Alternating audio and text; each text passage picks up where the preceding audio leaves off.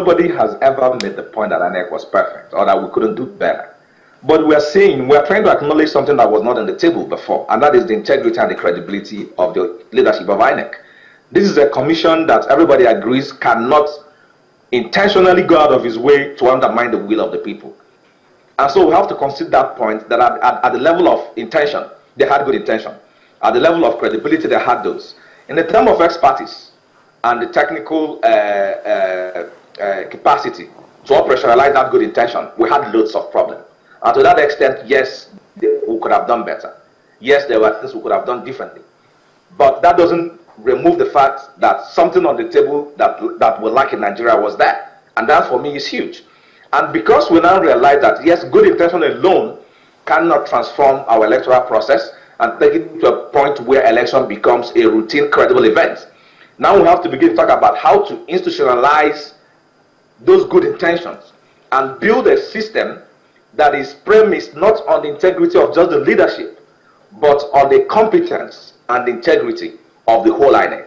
That, for me, is the task moving forward. Well, okay, thank God. It's good that you brought up the issue of the integrity of the whole institution, not just that of the leadership, because all you said so far is about Professor Jega as an individual, but the institution of INEC, the reputation of the institution of INEC, because even while Jega was there were issues of compromise at different levels by different staff of INEC. How would that be worked out going forward, for instance, if we can move forward now? How do you think that can be worked out so that integrity is seen to flow from the top down? I have three propositions. One is that we have to take a look at the constitutive legal framework within which INEC is working.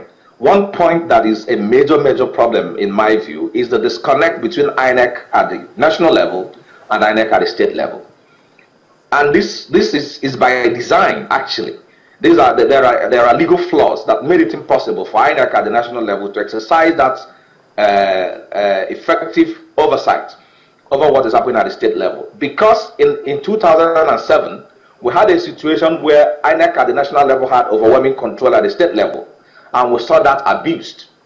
The law tried to deal with that problem and created a situation where the nexus of accountability is weakened between the state and national level.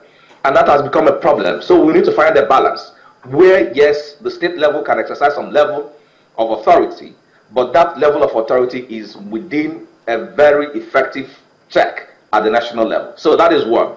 The second point is that INEC has to be redesigned to run as an effective election management body rather than just a civil service institution. The mentality of the Nigerian civil service, with all due respect, is not the best that can help INEC function effectively. And that has to be looked at.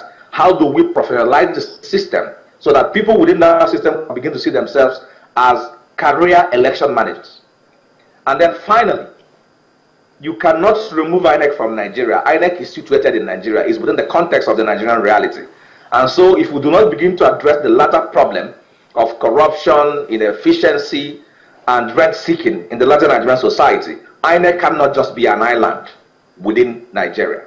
And so I think those are the three things we may have to look at to build an institution. And, President Obama made the point in Ghana. He said that that Africa wouldn't be needing strong men, but rather strong institutions, because strong institutions endure. And that is the most important thing, the most important task that is before Nigeria right now, is to build an INEC institution that symbolizes the good intention of Jega and the leadership of INEC that are now living. Well, good thing you've said something about how he's been able to operate during the administration of President Goodluck Jonathan. But if you look at one sore point of INEC, even when they had the staggered elections in a couple of states, it has always been with logistics. And for the 2015 elections, we also saw the issue of logistics rearing its head. How, as an institution, can INEC, surmount this recurring problem of logistics in elections? Creativity will be needed here, because I've made a point before that even the Fortune 500 companies in the United States They handle an organization that is bigger than Nigeria's economy. And they're able to move, materials and all of that from here and there. And the point is this: we need to begin to think of public-private partnership in logistic management within INEC.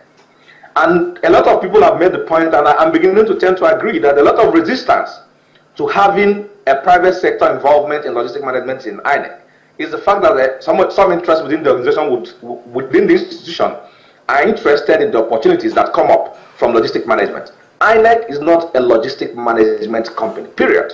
We have to accept that. We can utilize the skill sets of various logistic management companies within the nation to help INEC deliver on its mandates. I do not think that this system, where every time we have election, INEC turns itself into a logistic management company and begins to do what ordinarily it doesn't have the skills to do, I don't think it's going to solve the problem. So a little bit of creativity. There have been issues of security, sensitivity of materials, but if the US military can utilize logistic managers to do their work, I do not think Nigeria cannot do the same. We cannot continue to burden INEC with every kind of work. We have skill sets in this country that can be utilized to manage logistics. You agree with us that there was an attempt. The NURTW were also, conscripted into that particular exercise. Was that enough, or would you love to see real managers who are trained in that aspect? But for now, NURTW seem to be the closest. I don't see why DHL and FedEx and the rest of them cannot be part of this process. These guys deal with moving materials from one place to the other. That's all they do. Let's utilize them. That's what I think. Let's utilize them. I mean, we're in a we're in a changing world. We cannot continue to get traditional about some of these things. Provide the necessary security safeguards and have these guys do this job for us. So we don't have to be going to every election in Nigeria. There's always crisis. But again, if you look at it, going full-blown electronic voting system, tricking the Electoral Act, wouldn't that also help when we talk about logistics and others? Well, honestly, I don't think we're ripe for electronic voting. That's my honest opinion. Why? It's a good thing, but we saw the challenges we went through with the card readers.